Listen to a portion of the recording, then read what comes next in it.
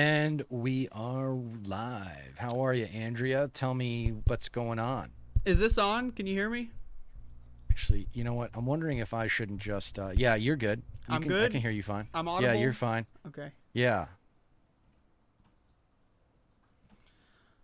Are we live? Are We we are recording? we Are are we we recording? are recording. We All are right. recording. Yes, we are. See, I Take it knew we were away. recording the whole time. That's part of my skit. Welcome to the show. The show doesn't have a name. Right now it's just a show. It could turn into the show, maybe, but for now it's just a show. And I'm joined by an American wasp, which to me, I'm allergic to wasps. If I get stung, I get all puffy, and then my lungs start to close up. So, can you explain to me before we begin? Are you a killer wasp? Are you what kind of wasp are you? What? Just go on. That's a great question, because the acronym White Anglo-Saxon Protestant, which was coined by E. Digby Balthazar back in the 60s, as the ruling class of America in terms of the hierarchy within the culture, right? That's where I come from, but not by lineage. So there are different kinds of white Anglo-Saxon Protestants. You got the most prolific, which are the Southern evangelical Bible beaters, right? Those are the WASPs that constitute the foundation of the GOP.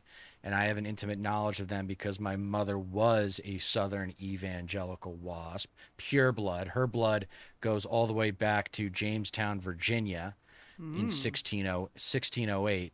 So that's kind of my mother's side gives me the Southern evangelical credibility. That's one kind of WASP. But that's not the WASP that typically had power. Back in the post World War II days, when the CIA was founded by way of the Skull and Bones Society at Yale, those were preeminently Northeastern, East Coast white Anglo-Saxon Protestants. The rule of thumb for establishing the CIA was no Jews, no blacks, no Catholics. And if any, maybe a few Catholics, but that would be it. So Yeah, those are the give two, him a and couple. I get that credibility not by actually being a Yale Skull and Bone Society WASP, but having a father who was successful, and I was raised up in that same culture. But there are other types of WASPs. There are, the Midwestern WASP that doesn't even know that they're a WASP. They just think of themselves as a white American. But my suggestion to Ben Dixon last time I worked with him was that when he and other minorities talk about white people, which I enjoy, by the way, because I always find it pretty insightful, they start with dividing the white people, or segmenting, as they say in market terms, in between the Catholics and the WASPs, and then the WASPs spiderweb and the Catholics spiderweb, or Christmas tree, I should say, into other subdivisions. But predominantly, we're talking about people who are just non-Catholic whites, not necessarily even religious, but just anybody who's white, who's not a Catholic, and who, whether they realize it or not, but they usually do, they think this country belongs to them. That the core of the WASP culture is a concept that I describe is a fundamental psychological disease that I describe as inauthentic, narcissistic, social entitlement. That's a good opener. I was just talking about the bugs. I didn't expect all that politics stuff. I don't really follow politics too much. I'm kind of Yeah, new. right. Kind of new with the whole politics thing, but wow, that's a lot of information. Would I Yeah, would I sorry. be It's just a wasp? I'm. I'm not a Catholic, but I'm also not religious. I Am I mean, technically a wasp? do you think that America belongs to you and your people? No, just me. My people, Okay. they can go fuck themselves. Just me though. I do think America belongs to me. But yeah, I don't know. I don't really come from particularly religious people. Are you a religious individual yourself? No, not at all. I consider myself spiritually on the journey, but I do not definitely don't go to church, except for maybe Easter and Christmas. Um, and that's just out of respect and love for my mother. That's really it. That's Mm. all that is. Yeah, I mean, she was, and she's still with us, but she's sick and she can't talk anymore. And it's just watching her go through that is like, okay, she tried. She Yeah. didn't, I don't let her off with the excuse. There's that cliche, we did the best we could, or your parents did the best that they could. She definitely could have done better. There's no doubt about that. But she did try. She didn't give up on her family. So That's something. I respect that enough to pay homage to her cultural connection, to my family's cultural connection. My her side, one half of her mother's side, were like these were legendary ministers in Maryland back in the day.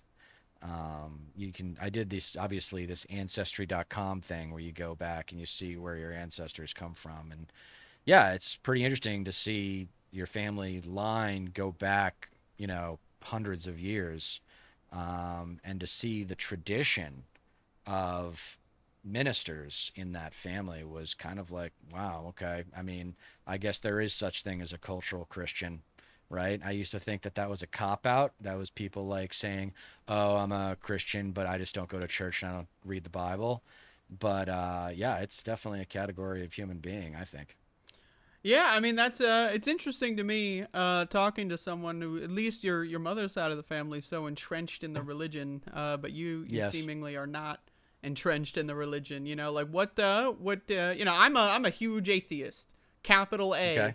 A for Yeah. atheist. I love atheism.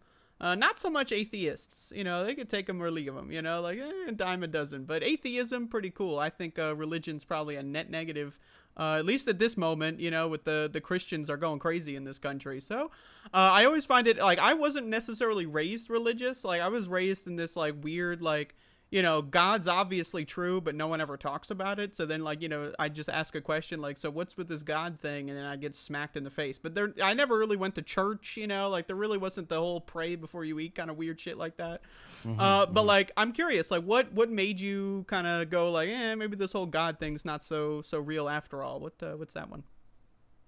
So I went to an all guys high school, and in an effort to simultaneously be closer with my mother, but also meet girls, I went to God camp Mm. for 2 summers, 1 week the first summer and 2 weeks the second summer. And it was actually really fun. But ultimately, that was in high school. And then when I got to college, I really took ownership over my own intellectualism and decided to be like, well, I've been told a lot of things in my life, and they've just become assumptions in my cognition. So maybe I should revisit a lot of these assumptions and take advantage of these years that I have to develop a informed or otherwise intellectually responsible cognition, frame of worldview, intellectually responsible worldview. And having studied the 60s and particularly American history since 1980, like I just realized that the entire culture of conservatism was wrong. And I also studied the New Testament when I was in college, and I found out very clearly that my mother's interpretation of the New Testament was very wrong. Um, and so it was by way of education that I transcended the ignorance of my upbringing in general. But with respect to religion, I have particularly strong credibility there because I gave it a shot. Um, I gave it a real shot. And the appeal of organized religion is, yes, to feel like you have all the answers to the big questions, but the undercurrent of that connection to that culture, values, and now, as you mentioned, their politics, is the community, is every week getting together with the people. And then as I got older and I was like, wait a second, I shouldn't waste my time being available to everyone and anything that seems like a nice person. I should be a little bit more selective. And so as I gave, I mean, it really didn't go back to it though. Like I studied abroad in New Zealand in 2004, and then I never really, there were maybe two or three other times since I turned 40, which was a year ago, that I went to church. Um, but ultimately, and studying the history of what's been done in the name of religion, and you know, again, my mother using the strict interpretation of the New Testament to justify her strictness as a mother, like I really resented the fuck out of that. It's like, why can't you adapt to your kids? And so, you know, it's a long-winded answer. The ultimate conclusion, though, to what your question is I think it violates the integrity of having authentic relationships with people who are different from you. And I think that's every American's social aspiration, or should be every American's social aspiration, is to actively pursue and engage in with relationships with people that are different from you. And you think Um, Christianity like limits your ability to be like it genuinely. discourages it. Yeah, Hmm. like because I know a lot of Christians, and like a big thing with Christians is like it's the othering, the persecution complex. Like I remember like I've been identifying as an atheist since I was a teenager, because that's the best time to become an atheist, is when you're an angry, angsty teenager. And Sure. so I've been in a lot of situations when I was really young where it's like, I'll just casually say like something about like I don't believe in God, and everyone just like gasps, everyone stares at you. It's like, like you just took your pants off. It's like, whoa, what is everyone looking at? So I've been in that kind of situation, and it's like, I've had my phase where it's like if someone says they're a Christian, like I do the same thing to them, because that's, it's the spite. I'm trying to like get back at that. But it's like, to me it's like, if someone's a Christian, I don't necessarily see that as like I'm not compatible with you as a person, we can't ever be friends or anything. I just see that as it's an interesting, to me, I view it like, my own personal opinion is it's like putting a lid on Mm. your ability to become a spiritual, Yeah. realized, actualized human. Like I Yeah. feel like it's There's no journey. yeah, There's it's no like journey. it's for you. So from birth, you just have it all figured out. That to Yeah. me, that's just, I think it's silly, right? But like I can be friends with silly people, So I do agree that like, at least in my experience, when I've interacted with Christians, even as an adult, like during protest movements, like I did a lot of protesting in the South when I lived there in North Carolina, and that place is really heavily religious. So people are always bringing God into the protest. God's going to stop the cops from shooting us. God's going to stop all this bad stuff from happening. I don't need to do anything because God's going to solve the problem. Why get it? Why do any radical action? Why chain myself to the whatever, because God has a plan or whatever. God's And got it. I've seen all this, and it just demotivates people. Like, Yes. and it's always an excuse. Don't do that radical thing that might work because God doesn't want you to, or whatever. And Yep. I've seen that in every capacity that I've engaged with religious people. And I don't see that with every religious person, but it's like if you're in a large group of religious people, it's usually like at least one of them is going to do that whole thing. And then the whole thing I just will say, devolves into, real quick, it just devolves into oh yeah. discussing the religion instead of the actual thing that we're discussing. But go on. So I will say that with the Catholics and also the people of color who are Christian, they do have a stronger sense of community than my people. And that's a good thing because I think community encourages empathetic perspectives. Um, the reason, so a lot of people struggle with labeling conservatives stupid, even though, according to John Stuart Mill, not all stupid people are conservative, just most stupid people are conservative. Um, But all most conservatives it's are stupid, of course. they're intellectually lazy, at least sociopathic at worst. Oh yeah. And there's 9 different forms of intelligence according to Howard Gardner. I won't list them all, even though I could. The one that matters to this conversation is existential intelligence. Why are we here?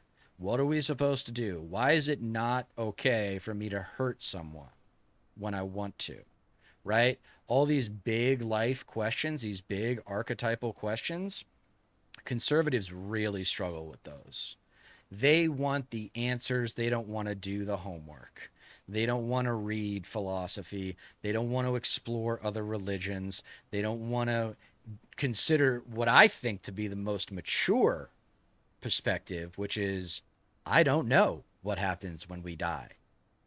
I don't know what I'm supposed to do with my life. That's why I'm going to learn about this world and also learn about myself and my skills and my talent and my passion and pursue those things. See, I didn't get that as a from my family. Like I think that's the basic requirements of after, putting food on the table and the basic needs and stuff.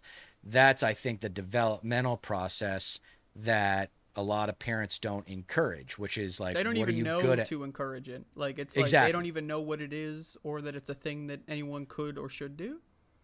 And now you're playing into my overarching suggestion to people who struggle to understand conservatives.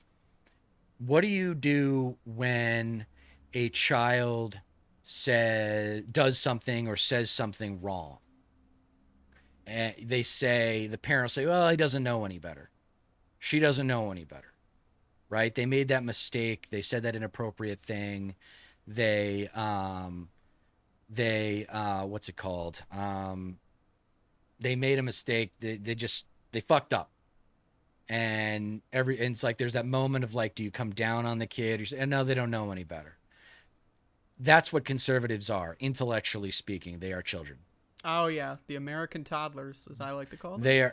They are underdeveloped human beings, and it's time somebody said that. My big, and we don't need to get into politics at this point, but I will say that the frustrating thing on the left and the thing that I seek to do is to talk shit to the bully and to tell the conservatives to shut up, sit down, and listen because they don't know what they're talking about. Them being involved in the problem solving process does not facilitate it, it hinders it. So it's all like what we're talking about really is the personal motivation for me to be online and talking to people like you Is it and resent? trying Is it spite? it. So I talked with Ben Dixon about this. What's the difference between revenge and retribution? Revenge is seeking to hurt those who hurt you to satisfy your own sense of personal justice. It's almost like it feels good for me to hurt the bully, right? That's the revenge. Retribution is a response to wrongness deemed appropriate by society, right? So you could say you deserve to go to prison for the rest of your life if you commit murder in cold blood, right? That's justice. That's retribution. But revenge would be we're not just going to send the guy to life in prison. We're going to beat the shit out of him every day and film it and then send that video to all of the victims, all the families of the victims that That he does sound hurt. pretty Like, good though. I'd like to see that video. I know. And that's the tough part for me is I have to make sure I am actively managing and how should I say, just really kind of focusing on that difference. Because as much as I want to hurt them, that's not going to benefit the country long term.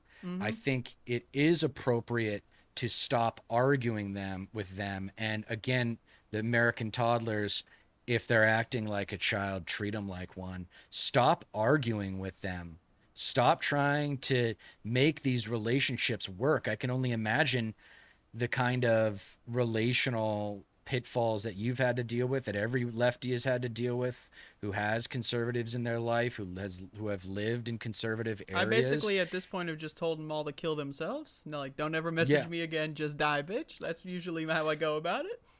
Well, that's fair. I mean, I do not fault you for that perspective whatsoever because I say like yeah, like I mean I've said it live before so I might as well say it again, but if you're MAGA or you're even a conservative at this point, not even a MAGA conservative, even if like you're a neocon and you want to help make America great for the first time really ever, you have three options. You can sit down, shut up, and let the educated, enlightened, and empathetic go to work. You can move to another country, or your favorite choice, you can off yourself, because there is nothing good about you being involved in managing our country. There is nothing good about it. And that's, MAGA is not just a verdict on the alt-right. It's a verdict on all of conservatism. I mean, it's just resistance to change in general is a bad thing. Life is all about change. The only constant of the universe is change. And these conservatives are scared to death of change. That's what makes them conservative. And it's about time we started talking about them like they talked about communists during the Red Scare. I mean, is it right? Like, and I want to talk about the boomers. Like, oh man, the goddamn boomers. Why don't they just go boom already? You know what I mean? It sure would be nice. They are a burden on our society. And did you see the polls? I just found out the polls today, a couple weeks ago, had in the boomers 65 and over, had Trump 49-49. They just don't know. Is he good or bad? Hard to tell. And then that was last month, and this month's results are 56-41 approve, disapprove. That's plus 15. So he's plus 15 with baby boomers. The boomers are like, oh shit, we got concentration camps in our backyard. Nice. Maybe I can go take some pictures. I love this. Goddamn. I love boomers, man. They're just like, there's one demographic that like, and there's a lot of great boomers that are watching right now, I'm imagining. But like, let's be real, your demographic, one of the worst. Of all time, possibly. The worst. Like if you were to look the worst. At like, I'm talking like all of recorded history, tens of thousands of years. Yes. They are probably the worst. Yeah, I agree. You're they are the worst. They are the worst because they are the worst for this simple reason. What they could have done. The society, the world that they could have created. And instead of investing in our future, because the purpose of society is to improve itself generation to generation. If you are a decent human being or a good parent, that's a parental value. That's a parental value where you say, I want to give my kids a better upbringing than the one I had. That's good parenting. And that's what the greatest generation kind of was supposed to instill in their kids, but their kids didn't listen. And then when the 80s came along and Reagan said government is the problem, no lefty came up and said, wait a second, FDR already preemptively disproved this. What are you talking about? And then they did things like deregulate telecom, and they did things like deregulate banking and allow for stock buybacks, and the workers got screwed, but their investment portfolios grew. So they didn't care. Because everyone knows that if you want to retire large in America, you got to invest. Your pension's not going to be enough. Your 401k is not going to be enough. You have to invest if you want to retire in America. And more than just your home. Not everybody can just have a 30-year mortgage, pay it off over 30 years, and then sell it and move down to Florida and live off the investment capital, right? But the boomers, the big culprit in this equation, because Reagan is an obvious enemy, the big culprit is the first baby boomer president ever, Bill Clinton. And, I say politics is Star Wars, policy is Star Trek, political marketing is Jurassic Park. You got to kill dinosaurs, and the dinosaurs we got to kill are Reagan and Clinton. If I were president, I'd put a nice big plaque up on both of their presidential libraries. As everyone drives in, it says failure, and here's why. You see, it's not good enough. This is the thing.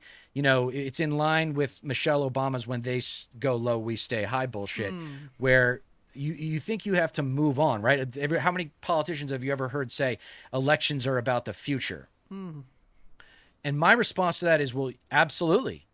But in order to have a better future, we have to make peace with the past. We have to come to terms with the past. It's called learning from your mistakes. It's called social evolution. It's not even called social evolution. It's called societal growth. And the boomers decided that they weren't going to grow up and be men and women like their parents, that they were going to be morally inferior to every generation that's come before them, because all of those other generations have the excuse of imperialism. Post-World War II was supposed to be when the world kind of got over the hill with imperialism. And then that didn't end up happening. And it didn't end up happening long term. And we ended up with the Cold War. So, no, I mean, I'm of the opinion that boomers should be told this is not a respect your elders situation anymore with the boomers. Yeah, it's like, fuck these elders. They can come to Christmas, and they can come to Thanksgiving, and they can come to Easter, and they can come to birthday parties and whatever. But I don't ever want to hear your politics again. And if you start to bring, I would go even further and say you don't get the privilege to see your grandchildren grow up. Right. You threw that privilege in the trash can. You know, like, you don't get to see me for Christmas. You threw that away when you started voting for these Republicans. Like, fuck you. You don't get that. If they're that's still MAGA, yeah. If they're still MAGA, then I think that's absolutely the way to handle it. There needs to be that social consequence. I have a question for you in regards to the family dynamic and parental systems. One thing that I've said many times is that the nuclear family is the core pillar of fascism, right? Because ultimately the nuclear family is just fascism distilled down into the smallest form. The dad's the ruler, the kid is the slave, and then the mother is like the slave, the head slave, like that's basically how the nuclear family plays out. Yep. And it's when we were evolving, we being humans, hominids on this planet, we would often we would get raised by a village, a tribe, or, like there wouldn't be parents would mean something, but it's really it's your elders. That's where the whole nomenclature of respect your elder came from, is like, everyone is your parent, right? All these people are doing what's best for you. But when you when you put it all in this concentrated, you just have the one ruler, right? Everyone wants to be that authoritarian, right? Everyone looks at the great emperors of history, and they're acting that out on their family, on their kids, right? And so that's kind of where the boomers, that was the big thing during the boomer generation, is the nuclear family. Everyone's got to be as small as possible, as individualized as possible. And to me, that's the biggest thing, is because we're away from that. We see this trend where it's half of people under 30 or under 40, whatever, are living with their parents. So we're exiting that level of the nuclear family just by necessity because of poverty, right? But we still have this mindset, oh, you live with your parents, you're a loser. That makes you a loser. You should be, trying to have the Homer Simpson or whatever. He makes all of that money from one middle class job or whatever, and you can have a whole house, whatever. I don't know if you've seen the Simpsons Index. How much money would you need to have Homer's lifestyle from when the show came out to now? No. And it's it's impossible, But it's people think that that's the goal they're trying to achieve, and if they don't do that, they're a loser. And then also in the back of their mind, this male loneliness epidemic that people don't shut the fuck up about. That's what they're doing, is they're longing for this history where they get to be their own tyrant, their own authoritarian. The kids listen to whatever they say, or else you get the belt out. You get to rape your wife 5 times a day, and it's no problem because she's not even legally a person. That's the world that they're trying to bring about. That's conservatism at its core, because they all want to be authoritarians.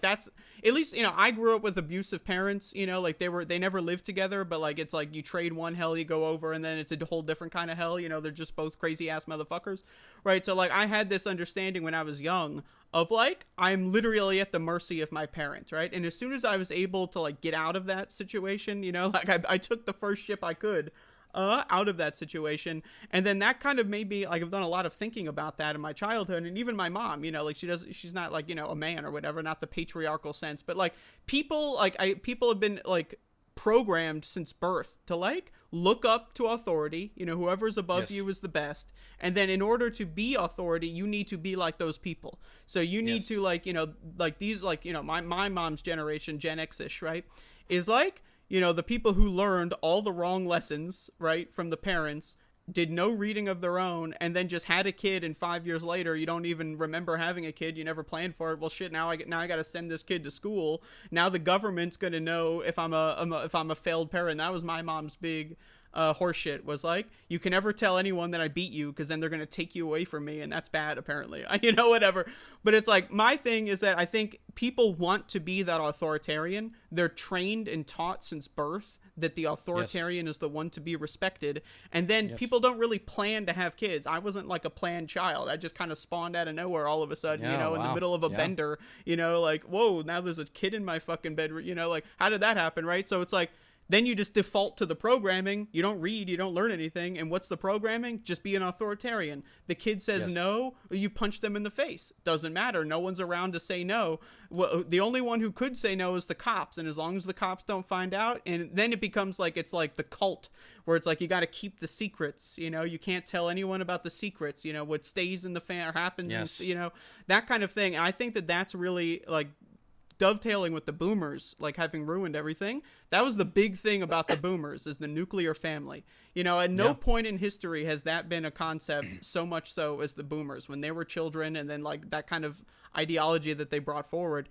And man, I just like, I don't know. What do you think about that?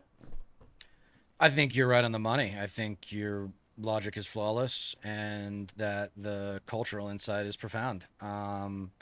I say that fascism is the natural devolution of Reaganism into Trumpism. That's was going to happen if conservatism was allowed to stay in power and devolve, because that's what happens with age, right? You become a more extreme version of yourself. I'm seeing it with my parents. I've seen it with my parents for the last 20 years. And the nuclear family absolutely encourages a fascistic worldview, a consolidation of power. At the end of the day, we are not that socially evolved, or at least we're not as socially evolved as we should be by now. We should have gotten over war by now. We should have gotten over imperialism by now. We should have universal health care in America by now. We should have fixed the telecom problem that allows Fox News to tell lies by now. But yes, it definitely plays into the male primitive desire to dominate and to kill, to use the threat of killing as a means of getting power. Because I say that there's houses with yelling and there are houses without yelling. And my advice to all parents, don't be a house with yelling. Because when you're a house with yelling, it's not the yelling that's so horrible, even though it is. It's that the yelling very often escalates into like throwing shit or slamming doors or pounding your hand down on the table to your kids. And what is that? What is that physical gesture mean? I'm hitting this table, and if you don't shut the fuck up and do what I want, then you're next. And that's fascism. Like, a lot of people, they don't even know that that's what they're doing. Like exactly. I would argue, and maybe this is a little mean, and I've gotten a lot of pushback for this, but I would argue that like 80 to 90% of people are kind of just zombies. They don't really question what they're doing. They kind of just are born into the culture that they're born into. They don't really question any of it. They just kind of go along to get along. And if the culture you're born into is evil, fundamentally, which I believe American culture is evil at its core, it's rotten. I say this as you got this whole American flag situation going on screen, but hey, I think America it's but did you take a look at the details? It's got the $100 no, I know. bills Yeah, I in know. it. It's good. Oh, it's okay, good. okay. But like, I think it's evil. So if you are casually in an evil environment, and you're not doing anything to break out of it, I think you are de facto evil. I think you're an evil person, whether or not you're intentionally evil or not. If you're intentionally evil, throw you away in the garbage. But I think most people, like the 80 to 90% that I said, I think are unintentionally evil. Like they don't really know what they're doing is evil, but their effect is evil. What they are bringing about into the world is hurting people, and they just don't really realize it. Like, do I think that my parents, who I personally believe that they're both terrible motherfuckers, but like, do I believe that they were up all night thinking, how am I going to be an evil overlord? How am I going to destroy my children's future? No, they're just like, they don't think about any of it. they're just like, they just don't give a fuck, you know? They're taking the path of least resistance in a society that rewards sadism, that rewards authoritarianism, that rewards kicking the can down the road on every problem in your life. You know, like one of the things, you know, that my mom taught me, you know, through force was that, like, a problem is not a problem until it affects someone in an important way, right? So like we didn't have like electricity very often, right? So, but then there's a point in school where you know, you kind of have to start doing things like with the internet. Like I grew up in like the early aughts, you know, in school, stuff like that. So, you know, like when I was in high school, the internet was kind of expected, you know, you have to go look stuff up. So when we didn't have lights for a while, it was no big problem for me. I have to figure something out. But then like all of a sudden it's a huge deal when she can't watch this episode of a TV show. Now it's a huge problem, right? So it's like this kicking the can down the road. Nothing matters until it affects me. That type of mentality. I think that, yeah, it's the default. I think that people, they don't give a fuck. And that, how do you like fight against that? Like, how do you even treat such a problem where people don't even know it's a problem? They don't question it. They don't realize it, you know? So let me, there's a lot to unpack there, and I think it's all good. For starters, I think your percentage might be a little high. But that Perhaps. I admit that might be me coping. You might be right. There's a lot. You're gonna find that, like, as broy and maybe borderline arrogant as I come across, I actually really enjoy opportunities to admit and find where I'm wrong or don't know something. So I think you could be right about that 80 to 90%. Here's what I know: that 2/3 of the GOP is MAGA, at least. It's probably more like 70 to 75% is now MAGA. Those people are absolutely the type that you're talking about with respect to being both evil. They're in the service of evil. So whether or not it's intentional at this point doesn't matter. Like that's part of the left's growth in terms of how it does battle with the right. We got to amputate the leg. It's not worth fighting for. Well, so that's another thing is you can't cut conservatism out of American culture and society. It's always going to be there. Like in the end zones for the NFL, they have end racism in the end zones. It's like that's their promotional. That's like their. And I'm like, guys, I wish we lived in a world where that was possible. You're never going to get rid of white trash ignorance. That's always going to be a part of American society. What you can do is unite everyone else to isolate, radiate, and mitigate. That's our choice. It's like a cancer that you can't cut out, right? You're saying amputate. Yeah, right. Same idea, just a different version. The right? Cancer's on your liver. You know, it's hard to amputate. Or it's in your blood, or it's in your. I think it's lymphoma. All right. I think it's lymphoma. I think it's in our blood culturally. Around. Because what do we celebrate most in this country? Competition. That's what we celebrate. That's our God. That's the America's idol is the culture of competition. Coming and that's up why with these fake contests, you know, like to beat someone so that you can feel special when you would have gotten way more done if you would have worked together the whole time. And that's the thing, like that's fun for sports, for games. Right. Should we run our entire society on that? Like, come on now. Like, I don't know. It's kind of ridiculous. But when you look at most people, I would say that 80 to 90%, I don't know about 90, but 70 to 80%, I'm willing to agree with you, are emotional children. Like America breeds a culture of what you were talking about earlier, where the parent doesn't really care until it immediately affects them, like with the power outage and your mother not being able to watch her show or whatever. That's narcissism.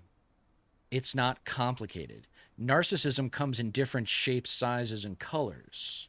And just because someone's doesn't have narcissistic personality disorder, which 1/6 of Americans do, doesn't mean they do not have narcissistic qualities, especially if they're not educated.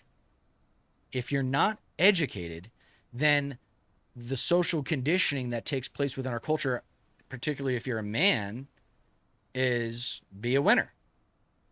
And it's all about you. And it's all about being the center of attention. Look at Trump. You cannot get even a MAGA trash idiot to disagree with the undeniable truth that all Trump, in terms of his personality, cares about is being the center of attention, just like a child. Because a child is understandably narcissistic. A child can't survive without the help of adults and people that are older than him or her. So And yeah, a child's narcissism is one by factor of like to them this is reality.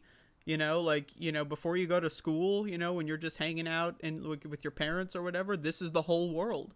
right. Like especially before the age of like TV and stuff, like how do you even like interact, like if you're a 3-year-old in 1878, like you might interact with some people every once in a while, but for the most part, the whole world is your immediate surrounding. Like this is why, I was mentioning how like it's a core fascistic pillar of the nuclear family, because what it does is it destroys people's ability to learn and grow when they're in that age where they should be learning and growing.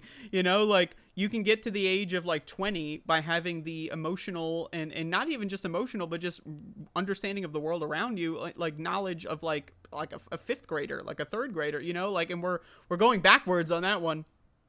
But it's like, if you don't know how to even question the world around you or understand the world around you without just being given an answer, like this is what people are doing with stuff like Chat GPT. I don't know how you feel about that, but like a lot of people just ask the AI, ask Grok, ask DeepSeek, just ask them. Like they're outsourcing their ability to do research to this machine. Yes. And then like Yes. Elon Musk is trying to just change the machine into being Nazi propaganda 101. Yes. So you hook people on using it when it's somewhat truthful, maybe, right? And that's a debate. But then once they're hooked on using it, you slowly replace it with this fascist garbage. Elon's, the problem with him is he's going way too fast. He's not doing it slow enough, But like if you would have taken the original Project 2025, right, which was like a slow overtaking of America through the legal system, I think there would have been no resistance and it would have been perfect. My only saving grace with this breed of fascism, I know I'm kind of going all over the place, is that they're kind of going way too fast and they're going way too out in the open. Right, so I think that I think a lot of people in this current era, like again, like what we're mentioning, is they're not inherently like evil at their core, but they don't question it and they go along to get along in an evil culture, right? I think what we're in a situation, we need to find the group of people that are the most amenable to like, look, they're just saying it out in the open now. This is what you supported. Versus like if they waited 20 years to do the concentration camps in Florida, like you're going way too fast, right? So like, speaking of going way too fast, I may have thrown a lot out there, but what do you think? No, it's good. I think you got to hit rock bottom if you're a drug addict. And that's what we're doing right now, because we're ODing on baby boomer conservative capitalism. And that is just another way of, in current terms, what you're saying is fascism. And yeah, I hope you're right that we've gone too hard and we're kind of got to go to rehab over these next 20 years, because that's how long it's going to take to recover.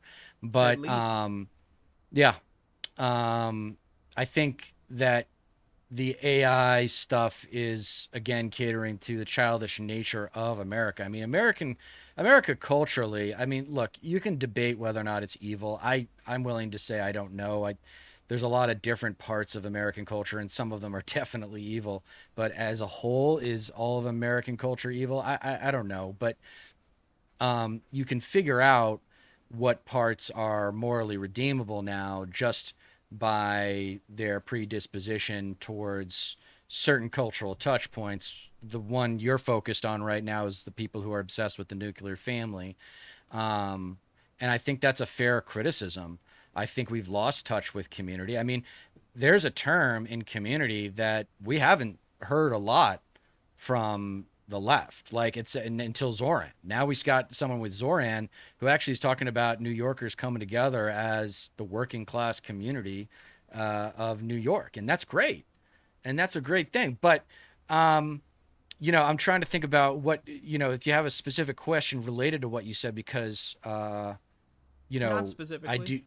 No, I think that here's one thing. So you're seeing a lot of regretful Trump voters, right? Allegedly. Online, allegedly, right? Some of them look like actors or sound like actors or have a sarcastic comment at the end that reveals that they were being full of shit. But these people who are wanting to come to the Democratic Party and make it more suitable for them, I'm going to go ahead and tell them to shut the fuck up too, because they've been on the wrong team their entire life, unless, of course, they were, a progressive at some point and then became a conservative, but I doubt any of them are. So now it's time for them to shut up and listen to. Like, it's not good enough. See, this is again the softness of the left, and I think you're pretty tough. I The try to be. softness, I From think my a lot of bedroom, people, when I'm safe in my little bedroom, I got my cozy little blanket. Yeah, I'm pretty tough. I think the progressives are tougher than the neoliberals. I think the neoliberals are soft, and that's a reason why, like, I hate the term identity politics, but I've been experienced it firsthand with the establishment left. And they don't care as much about skills and talent as they do appearances. And False that's actually status. where the softness of the left is, where they have this old school big tent mentality of like, let's have a big hug where neocons and socialists are in the same tent. And I'm saying, no, no, no, no. If you get these people to come into the tent, it's like a little bit borrowing from evangelical culture, where it's like you're coming in ready to receive. You're coming in ready to learn, because you have been, to your overall point, programmed to think and feel a certain way. That's the part that they're not aware of, is the feelings. They don't know why they feel as strongly as they do. And I am I've talked with Ben Dixon about this. Like, we need multiple messengers, different kinds of messengers to be out there, but all kind of making the same point, that the respect is the problem. Do you respect a child throwing a temper tantrum? Of course not.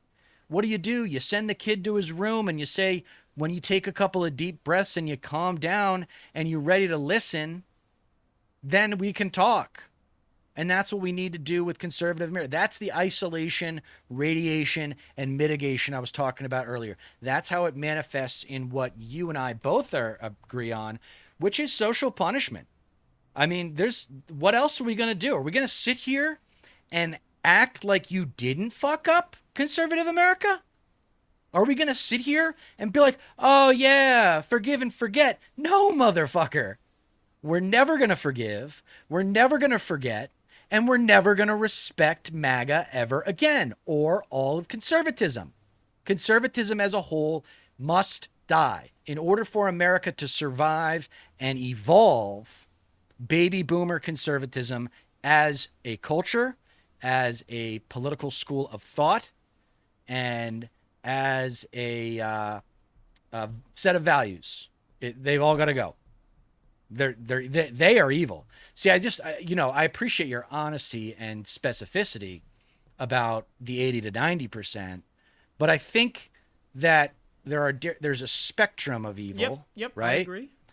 And there's a lot of people who are maybe complicit of evil, a lot of people who are, quote, innocent bystanders at the moment, who, if they do become politically active and they do get involved, maybe with your local Democratic Socialists of America, that's where my favorite place is to encourage people to go to, then they can be part of the generation that saves America. Because like you kind of alluded to with It Takes a Village to raise a really well-adjusted human being, it's going to take a generation to save this country. It's not going to be one person. It's going to be an entire sociocultural shift that I believe is going to be catalyzed by the millennial generation. Well, I'm on Team Millennial, so let's Good. root for the winners. I have one thing I want to say on this subject is that I find that Americans generally they have a blame problem right? No one can really, like, in order for us to move on, we need to actually find out who to blame. Like, some Right. people say that, like you were saying, like, oh, well, we just doesn't matter who we blame, we'll just move on. I don't think that really works. We've been kicking this can down the road since Lincoln got shot, of like, well, Yep. now Andrew Johnson's in town, and all of a sudden he's not going to blame the South as much as Lincoln would have, right? And then we've been kicking this can ever since, and you can go, you can go back to whenever you want.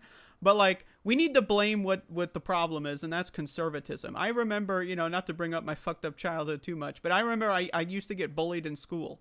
And one time I got beat up by a bully in like first or second grade, and the principal brought us both to the principal's office, and we both got equal punishment. And that's like a solid, like, that's a core memory for me of like, I got, detention because I got beat up, and the principal didn't want to take a side, because you can't take sides. Apparently that's teaching a bad lesson. So the lesson was that you're both in trouble. And like, to What me, part of the like, country was this in? New Jersey. So pretty fun up there. Wow, But it that's was like surprising. a really, That's really surprising. small public school. I can go more into that at some other point, but we had like 100 kids in my public school.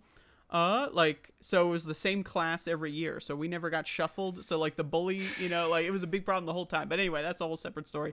But to me, that's the kind of thing that I see America doing. And like you were saying, the neoliberal, like the super soft Michelle Obama type people, right? Like, they don't want to actually say who the problem is. They just want to say, all right, let's move on. Let everyone, Right. all right, we all fucked up. Can we admit we were all immature at some degree?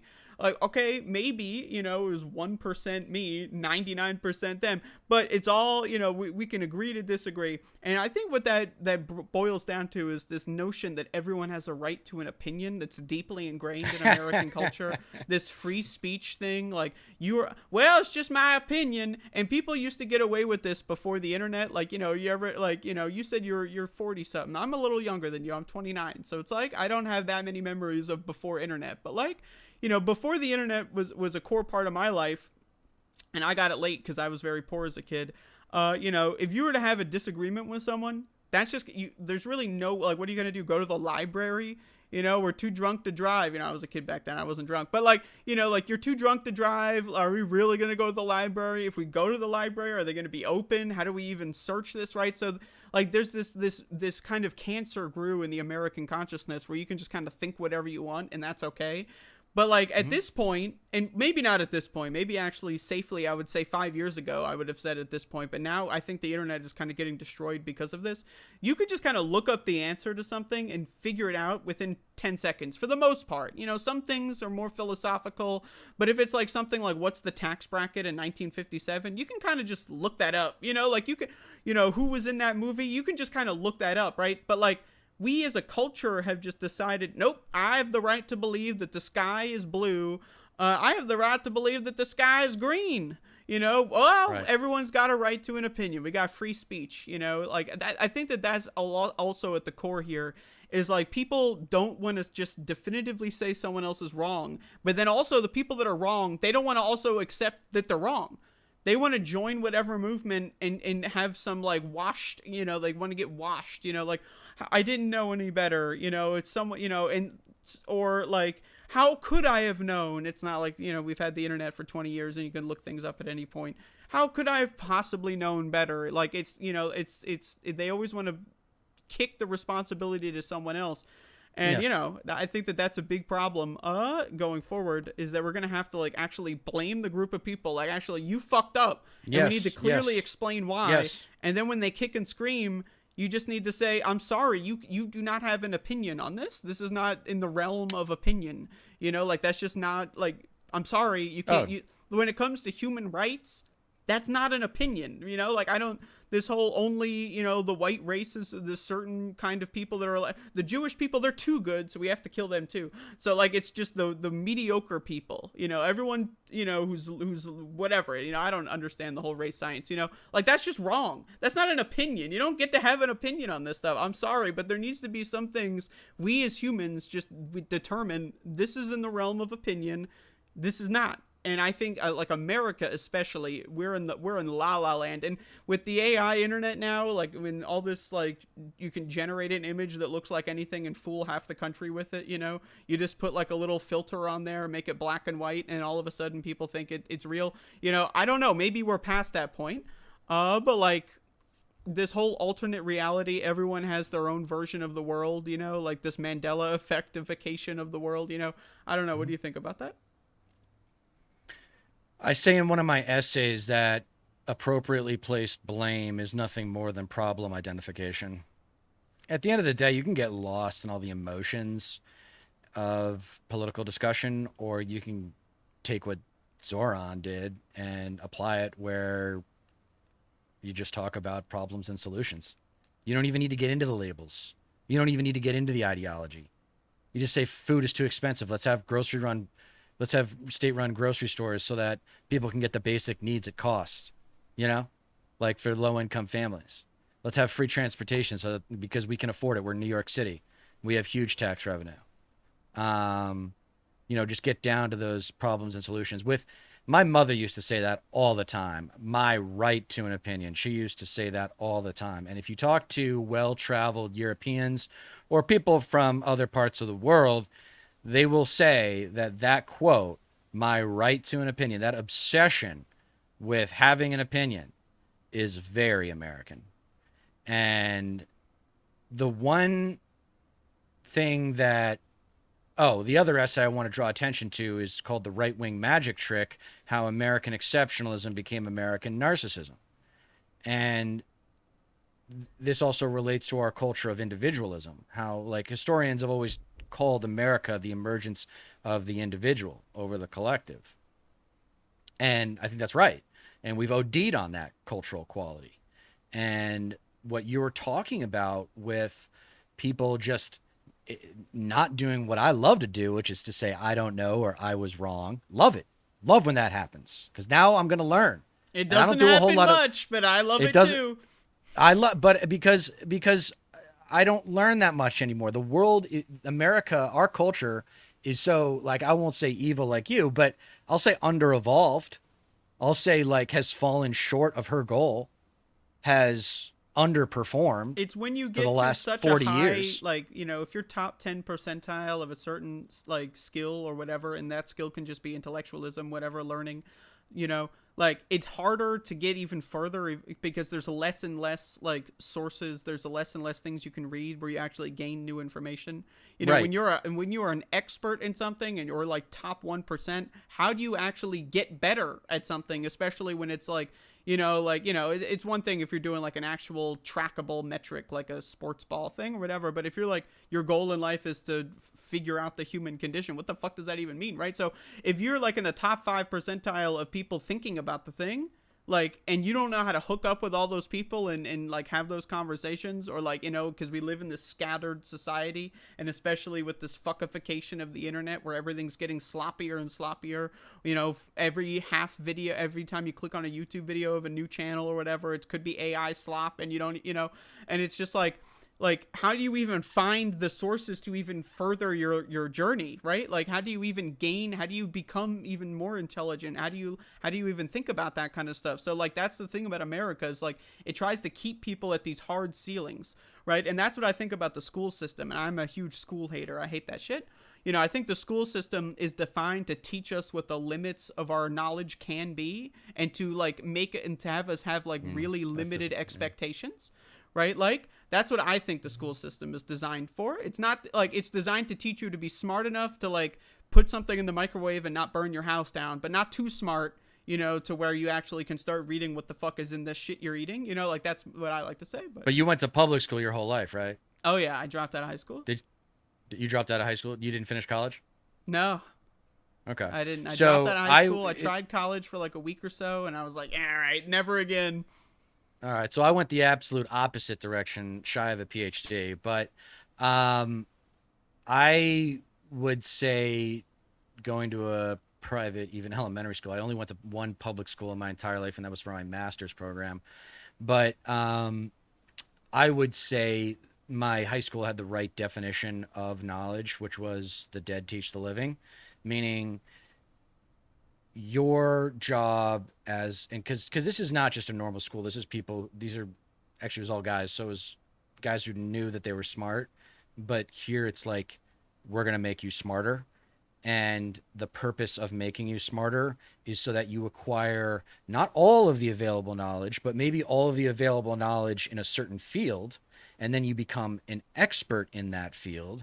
And then if you're a genius, or even if you're just brilliant, then you will add knowledge to that field. And then that will be your legacy.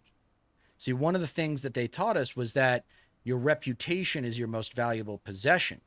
Now, you can debate that, but you can't debate that when you die, and everybody dies, your reputation becomes your legacy. So the whole, I come from a privileged upbringing, and that's why I was taught to think that when I see the kinds of injustice that you see, when I empathize with the pain that you've experienced, I've been taught to think that not only can I do something about it, but I am obligated to do something by it. So, that's a good code of ethics. They should put that shit in the schools or something, you know? well, it's not a coincidence that it was a private school. Yep. And so was my college, which was, I mean, those schools, like, yes, they've become exploitive with tuition increases, okay? Absolutely. But they still attract the best minds that are in America's youth, right? A lot of people who didn't get to go to Harvard or Princeton or Yale, or even those great small NESCAC schools like Williams and Amherst and Wellesley College and Davidson down south. Like, there's some amazing schools, and you probably learn just as much, maybe even more, from your classmates. The classmates are impressive. Like, you know, it sounds like you got I mean, my wife had a similar experience where she didn't get to go to college. Not even like, was that even an option? She didn't even get to go for a week. And it was actually because her parents didn't take the initiative. Her parents didn't line up like, hey, we can get you financial aid, or you can go to a state school and it won't be that expensive. You know, like a Cal Poly I tried school. a community college. It was like I think it was like $1,500 for like a course or something. And you know, I just ate the cost. I was like, fuck it. I don't want to do this. You know, I got the book. I read the whole book in like a week or two, and then I was like, whatever. Well, if you're a voracious reader, then you can become self-educated. I just think a very small percentage of people can become self-educated. I don't. Yeah, you know, I mean, that's one thing I seems, developed in my childhood, was that I loved reading. So, and it's paid dividends, I must say. I'm very jealous because I have a very short attention span, and it's difficult for me to read stuff. I can do, when I really am passionate about it, then I can suck it up and read it. But I go back into school mode where I'm like, I can't miss anything. I take notes while I read, and I feel like there's going to be a test or an essay coming up I got to do about it. So, yeah, those fundamental skills. Well, that's what I was trying to get at too, as well. Yeah. With what I was saying about the school system is like, teaching people that you have to learn in that specific type of format. That's one thing, as I consider myself more like of an autodidact. I didn't really learn much in school. I learned stuff while reading. Maybe I was in school, you know, because that's my daycare. I'm forced to be there, right? But like, I didn't really learn much from my classes, you know? And so for me, like, the ability to kind of learn how to learn, if that makes sense. Like, that's something I take that to all of my hobbies. Like, I love playing video games. Like, I love speedrunning video games. So if I play a specific game, I like to be the best at it, or like at least one of the best. You know, getting number 10 on the leaderboard takes about the same amount of effort as, like, you know, I don't know, doing pretty much any, like, learning any, like, course, like a couple hours. You know, you could get top 10 in pretty much any kind of game. But if you want to be number 1, you're going to have to multiply that by like 100, you know? So it's like, you know, I love learning a lot of stuff to be good enough at, to have fun with, and I apply that to all of my hobbies, like with this thisspace organization. I don't know what this is. You know, like, this is something that, like, I just, like, I'm trying to apply that, like, how do we even start something? And, you know, like, we've talked to a lot of people when we were starting up with thisspace, and are like, you know, oh, you can't do that because how is this going to make money? Oh, you can't. And it's like, I don't care about money. You know, like I'm going at this from like I'm trying to Right. develop a certain thing. I'm trying to develop a certain skill. This is, you know, and I'm not very good at networking, so I rely on other people to do that part. And now Hmm. look, we're doing a network show. But you know, the learning how to learn and then constantly rigorously practicing that, I think, is Yes. something most people don't know how to do. Or if they do, Exactly. they just go back to that school programming of like sitting at a desk with a notebook. And you know what? There is something to that. Like that is a useful component, you know. But that's not the only way you can learn a new skill. I think a lot of the way you learn a new skill or anything or knowledge is just by experimentation, just trying Yes. some horse shit. Does it Yes. work? You know, like when we were starting up this space, is this going to crash and burn in a week? So far, it's been going pretty fine, you know. But Great. like, some people were concerned that we wouldn't even be able to start it, and I'm just thinking, why wouldn't we be able to start this? You know, this is very easy. All we need to do is just have someone here to sit on it and have a bunch of people to sign up and actually, you know, follow through with what they signed up for. Is that really so hard? Right. Turns out it's a little difficult, but we got enough people and it's working out, right? So it's like, how do you even learn is by trying stuff and a lot of fuckery. You know, like when I'm right now I'm trying to learn a new language and I've never learned a new language. I never like learned a new language in school or anything. So it's like, how do I learn a new language? I don't fucking know. I'm just trying a bunch of shit, see what works, you know? Like that's kind of I try to take that to everything I do, and I feel like that's something that like school it limits you in the way that you even can learn stuff. And then people like they just get put off from learning. You know, like just the idea Yes. of learning is like, you know, like that's They why, hate like, you learning. know, they have this, like, you know, It this makes is a them feel big thing stupid. on YouTube and TikTok where you have to, like, create this entertaining content. I hate that word, content. It's the worst word in the world. Yeah, But, me like, too. you know, you have to create this fun little thing so that you can teach someone one thing. And that one thing that you're going to teach them is going to be something that doesn't affect them at all, you know, because you can't teach someone something that they would have to actually integrate into their lives because then it's, oh, no, scary, you know? I think your point about learning how to learn is the fundamental problem with education in America. I think that we just put information in front of kids and expect them to absorb it and to process it through class. And the teachers can only do so much. You know, they're spread pretty thin as it is. I don't know what the ratio is at the average high school in America, but it's pretty high in I think it's terms like of students 25 to or teacher. 30 per Yeah, teacher. yeah, that's pretty high. Um, I think that there are also different learning styles. I struggled with some learning styles when I was young, and it actually made me smarter because I had to work harder to break through those learning curves. People who hate learning, like the way you're talking about, never had that big learning win, right? Like, where's the confidence? Where, like, you have surreal confidence that you can pick up a book or you can give me, you know, you're the type of person where it's like, if I gave you one subject in 2 or 3 days, probably not even that long, you could come up with a, you know, 5-page paper with original thoughts on that subject Maybe. that would be built upon what you already studied. That would be that would facilitate the evolution of thought related to that subject, right? Because That's at what I some try point to you do learned with how to my learn. show is I try Right. to come up with a new way to think about something or whatever. And that's, yeah, I mean, I try. Am I perfect? No, but it's a lifelong But journey. you also alluded to my high school's teaching methodology or learning format, which is not complicated. It's just hard. A lot of life is simple but hard. But the learning technique that you described is try, fail, learn, try again. Not complicated. It's It's and not the complicated. faster you can do that cycle, like it's, you know, you need to you need to become an expert at every part in the cycle. You know, like when you fail and you don't learn anything from that, But like that's the problem with American culture is that it's a culture like I talked it's about a of culture of failure. competition. It's a culture well, it's a culture that applies shame to failure, right? The reason why those people that you were talking about who just started to hate learning because when they tried to learn, they failed and felt like either a loser or just a failure. And they were like, I don't want to feel like that again. And then you run into like the issue we were just talking about with the thinness of the availability of teaching talent in American schools.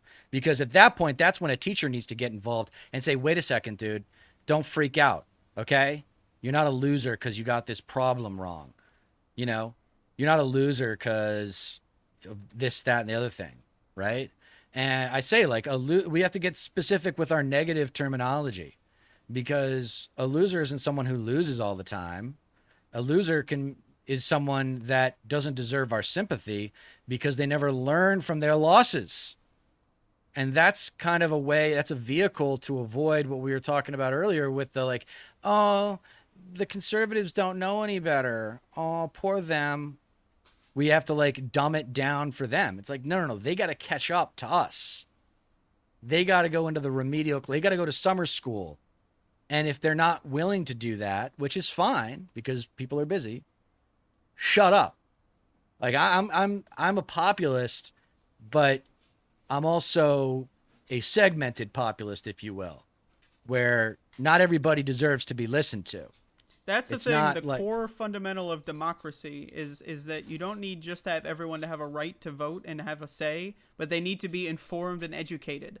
That is the core pillar of democracy. Otherwise, it's just a bunch of fucking morons, like, screaming about their gut-based instinct. That's not democracy. Yes. You know, that's just some other sort of horse shit. You know, the core pillar of democracy is education. You just described American politics since 1980. Yeah, that's why I don't even think that we haven't lived in a democracy in a long time. I mean, I would say never. If you want to take words have meanings approach. I mean, I don't know. You don't think FDR's time was, kind of a peak for us as a society? Well, not maybe a peak on the road to a democracy. Right. But when you say democracy, do you mean, like, define democracy? Everyone has the right to a vote and equal say in the that's pretty much. So I describe it as an equal opportunity society. That's what our goal is an equal opportunity society. So I think you're right that we were on our way towards that, but democracy just means the fairness of the vote and the popular vote, or the plurality in Clinton's case. Of the vote, leads to the people representing the people being supported by a majority of the people. So it just, democracy to me just means free elections. But yeah, well, I'm a little bit more stringent on it because for me, like, when it, not to get too much in the weeds, but we can if you want. But to me, I think the fundamentals of democracy are, like, you need to know what the hell you're voting on. When you just show up and you don't know anything, you're just looking at the names and you're thinking, well, which one sounds better?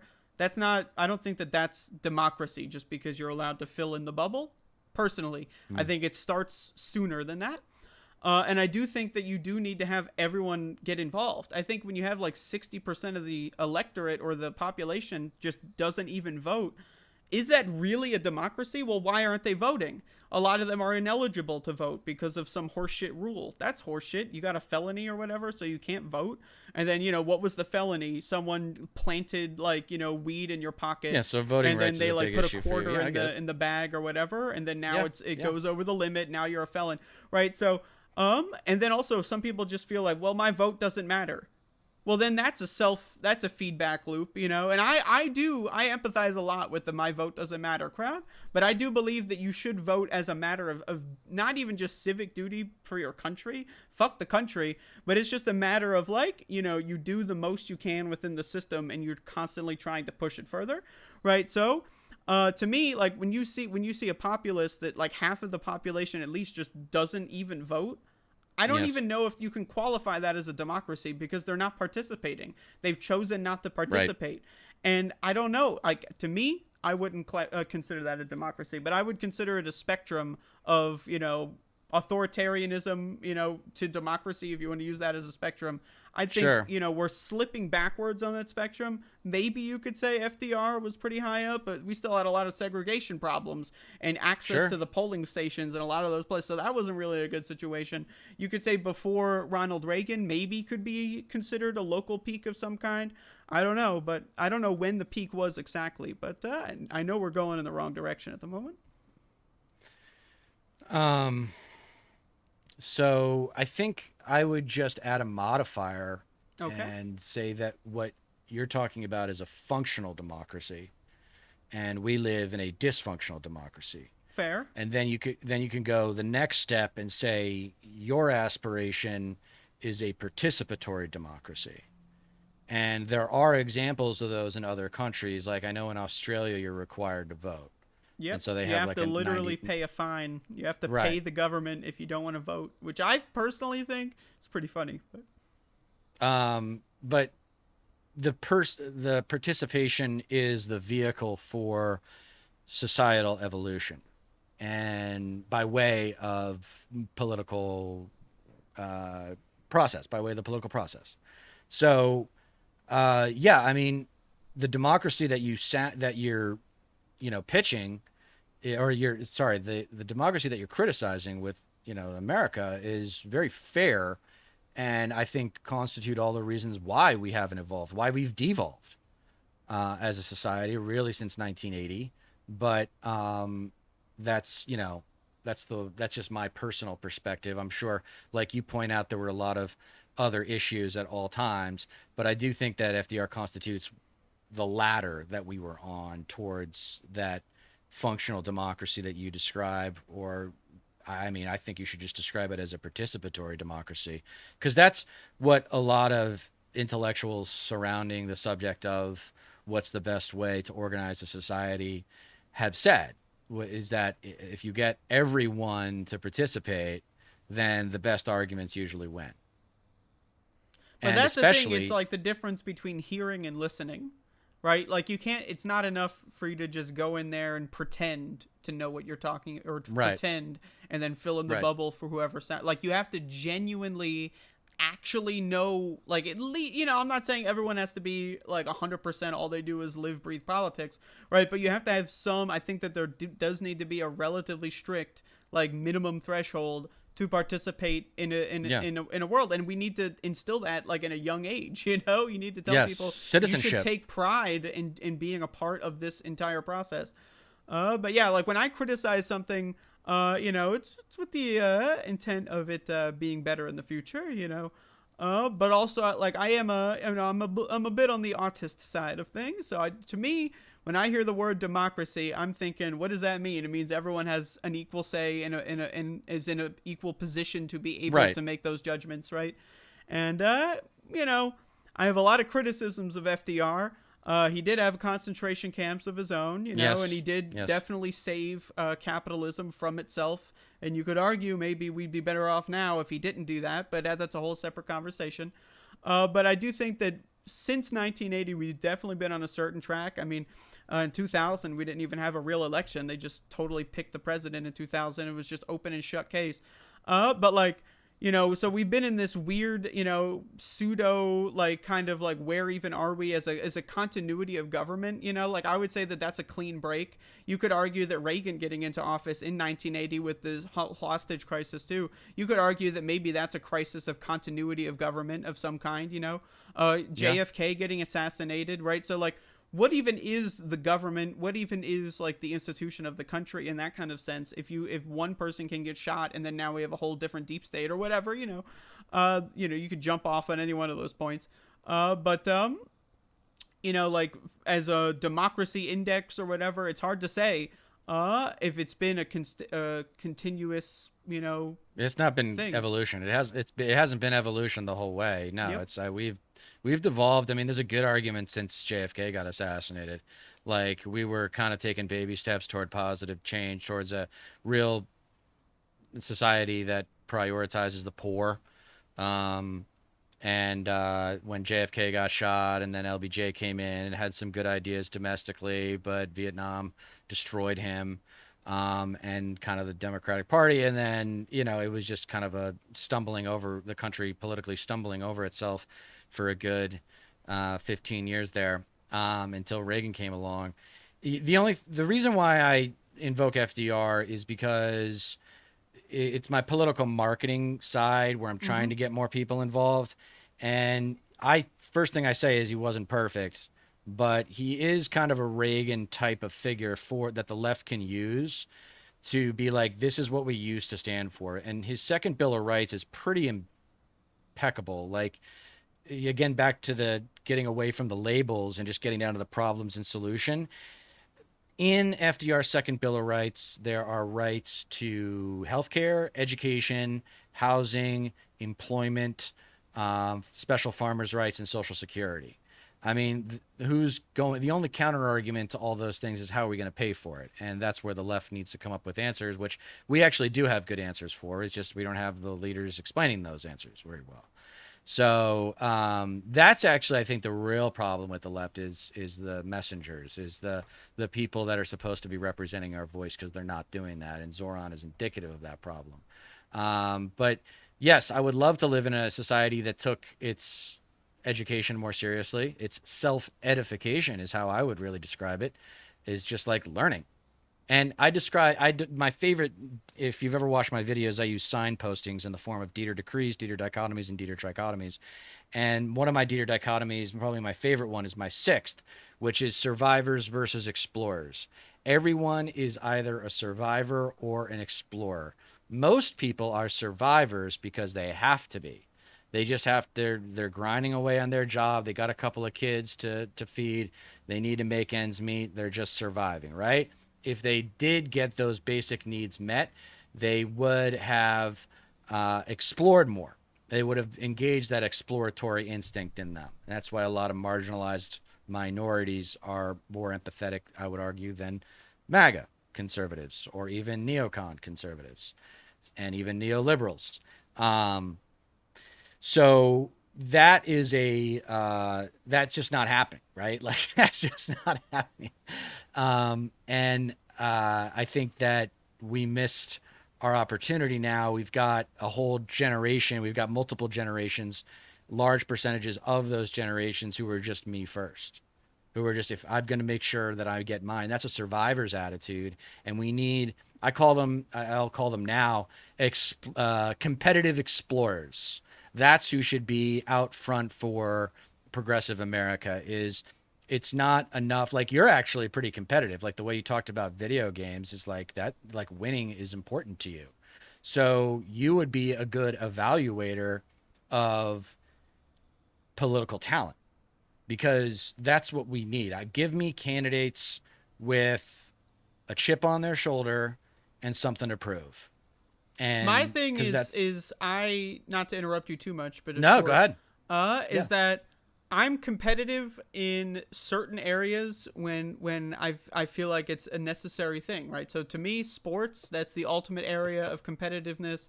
You know, I don't like going outside, so my sports are sitting in my chair playing some video games. You know, that's my sports, right? But like, when it comes to the area of politics, like, I genuinely don't believe that I am a good messenger for the average person, just because, like, I personally don't like the average person. I personally don't really participate in what the average person's culture is. I don't really know much about what the average person likes. So I don't consider myself to be that kind of messenger. But, like, I would like to say that, like, I do think we need to have better messengers. I consider myself to be someone who's, like, helping the messengers come up with messages, you know, if that makes any sense. That's what I want my role to be, because I've tried talking to conservatives. I've given it a shot. You know, a lot of the time they find out I'm a trans person and then they just shut their brain off, you know? And so it's like, is it really worth it spending any more time trying to talk to these people? Or can I just actually say what the real things are? Can I just talk about the truth and someone else can come up with the slogan? Because frankly, that's not my job, you know? And so when it comes to FDR, you know, like, I definitely understand how that's you know, something you can use as a way to introduce someone to a subject, but you know, he's kind of fucked up. Yeah. I mean, I'm not going to, you know, make excuses for the very valid points that you make, all, you know, other than to say, like, I have no doubt that the guy really did the best he could. I mean, that he died in office. Like, he won the presidency 4 times. Like, he completely redefined the relationship between the federal government and the citizen. And what you're talking about really with the education aspect is civics, is, you know, people not seeing the value in being a citizen. And, you know, a lot of that has to do with the electoral college mechanically. A lot of people don't show up to vote because they recognize that they already live in a blue state and, whatever, that it doesn't matter because their state's going blue no matter who. And that's really short-sighted in a state like California where there are ballot measures that you can vote on and that have a huge impact on people's lives. So, yeah, so I think that I appreciate your honesty with your cynicism because I think it's justified. I think there's totally historical grounds for it. I have just been programmed, and I admit that I have been programmed, and maybe I'm wrong, but I am the type of person that wants to go out and say, no, this is how you talk shit to the bully. You love to the left, but fight to the right. And so I'm going to teach you how to use your right hand, and this is my right hand because it's my conservative hand, to knock the bully on his ass. And then with my left hand, I'm going to put it around the liberals and the moderates.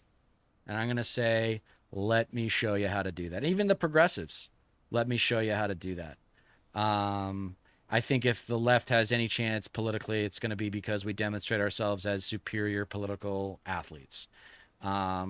You understanding competition is what I said earlier about, like, I think you and what you can do. A lot of the other channels on this space are going to be tremendous, are already tremendous evaluators of political talent. But it's hard, man. I mean, You it's only hard. say that because you made the cut. Uh, no, no, that's not true. In fairness, I don't know everybody on this space. I know you and like a handful of others like Ben Dixon and now Devil's Advocate Productions, but who's come on my show a bunch. But yeah, no, I was flattered to be included considering I only have 500 subs. That's the thing Obviously, is, not to go on too much of a tangent, but like, you know, the internet as it is, we live in just the internet fucking sucks. Okay, it's awful. It's right wing. Everything is tilted to the right. So like to me, like I don't even like the idea. I don't even know how many subscribers you have. Like to me that doesn't play a part in it at all. And that's another thing. Like when we were trying to get this shit off the ground, it's just like like a lot of the people you had, we got this from someone. It's like you have a bunch of people that no one knows about, so who's gonna watch? It's like even if we all cobble together one small group, it's not it's not about it's about the quality that you start with. Like you want to right. have good soil, otherwise your shit's gonna grow all fucked up. And that's the thing is it's like I don't like the way subscribers work on YouTube. If you have more subscribers, I'm more skeptical. Frankly, that's how I operate. I am the more subscribers you have, the more like you're kind of catering to people that probably are, So that's the way I kind of maybe have. And maybe you could say it's an overcorrection, but I have like an inversion where it's like the less known you are, the more interested I am because I feel like there's a higher likelihood of finding original thought. Because if you're more popular, you're probably more cookie cutter, you're probably more amenable to the lowest common denominator. And can that be okay? Sure. And do we need people in those positions? Absolutely. But that's not my preferred location anyway. Not I to think shit on everyone everybody. who's popular. I'm not just resentful. I promise. I'm not coping. No, I think there's an artistic choice that we've both made, which is to just be ourselves. I mean, I say like I'm not smart enough to guess what the is going to work. I really am not. And that would drive me crazy. So I'm just going to trust my instincts and be really honest. And if I go in with the attitude of this kind of unexpected humility where I'm ready to learn from others and ready to admit when I'm wrong and definitely like, people have areas of strength, of knowledge. There are probably a lot of things, especially about conservatism, that I know that, a lot of our audience doesn't know. And that's my primary lead in is like, I will explain to you, I will give you rhetorical ammunition to intellectually deconstruct conservatism in casual conversation. That's my first and foremost value proposition. But then secondarily to that is trying to teach the left how to become, and I think you do this too, without even realizing it, how to become better competitors. Because we got all the artists, man. We got all like we got all the people who don't like competition, who aren't into sports. And I want to, I want to be like the coach, and be like, you guys can do, but we can win, because we can have all the best ideas. Doesn't matter if we lose, right? Yeah, If they're we just don't gonna burn them. That's the thing with the Nazis is the first thing they did when they took power is they're like, okay, now we have the state apparatus here. Let's not invade everyone real quick. Let's go around the world and destroy all the records of anyone doing things better than us, right? They went all around the world and destroyed things of left-wing thought, literature, and other languages that brought us, to our, as lefties, historical record of like, fighting for survival in this world against the authoritarians and the freak shows up top. Right, so it's like that's what they want to do is they just want to stop you from knowing about the stuff that we've done. So we have to constantly just be it's like your car's stuck in quicksand or whatever. The wheels are turning, Right. but nothing's happening. That's right. Spinning the wheels. Absolutely. Yeah. Yeah. I think, I'm optimistic. I think, as you get older, you start to think in like 18 months ahead of now, 3 years ahead of now, 5 years ahead of now. Right. And as long as we have legitimate elections, I think the pendulum could swing back really hard to the left in 2028 nationally, and That's a that big could if. that I know, but I got to hold on to something. I mean, call it cope if you want. Maybe it is cope. Only time will tell. I We'll mean, see. that's the one God of all gods that even atheists like you can agree with, insofar as a God is defined as something we can't control or even comprehend fully, is time. No one can fight time. Father Time is undefeated, and it's the legacy play that I think a lot of the lefties need to be making, is that what do you want your legacy to be at the end of the day? Because America's legacy hangs in the balance, and it's up to you to change it. That's an empowering message, but I don't advocate for continued debate over issues that you and I have already resolved, right? Like the only question about universal healthcare is what kind of system are we going to do, right? That's where we're at. And I don't have time for anyone who hasn't gotten to that place yet, right? It's Like a that's waste. It's a waste of time. Like someone else maybe can take that role, but like I'm sick and tired of talking to people. How are you gonna pay for it? How are you gonna pay for it? right. And then you have to explain it 98 times, and then you talk, have another conversation 3 weeks later, and they've somehow magically forgotten everything you said. Oh Jesus. Yep. All right, man, this has been a great conversation. Do you have anything else you wish to cover? Anything else on your mind? I'm pretty happy. No, I mean this is to me like this is a good app. This is my second episode of this. Well, at least in the recording order. I don't know how I'm going to release them. I want to try to do a show with everyone on this space, and then maybe we can do another one in the future. Once I get to Yeah. everyone. Yeah. But yeah, I kind of want to. My goals here are just kind of not to have as much focus on the news of the day, because like Right. some people, they need to talk about it, and that's a great thing. But like we need to have more conversations. Like I want to have like a show that we can play this like in a year from now, and it's probably going to be just as good, maybe even better. You never know. Maybe worse. Maybe it's people are going to be mourning when we thought that there would be free and fair elections. Well, you think that? I don't know. I think that ship sailed already. But hey, so like that's kind of what I want to do here. So is just have more intellectual conversations among people here, more forward thinking conversations, because and just more about like our place in history. Because it's really easy to get Right. laser focused if you're not someone who knows about the grand complexities of human history on this planet. Like most people, they don't really know what happened like before they were born. They just never think about it. And then they don't really think about the future too much, because if you don't know anything about before you were born, how can you even plan for the future? You know what I mean? So it's like, Right. I think one thing that we need to do is really just start thinking about where we are in the timeline of humanity, and less more on the news and more on the grand vision. I think I pretty much have summed up what I think.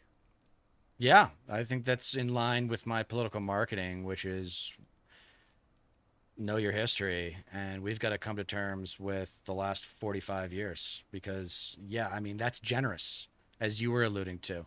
That's generous to say that it's only been the last 45 years.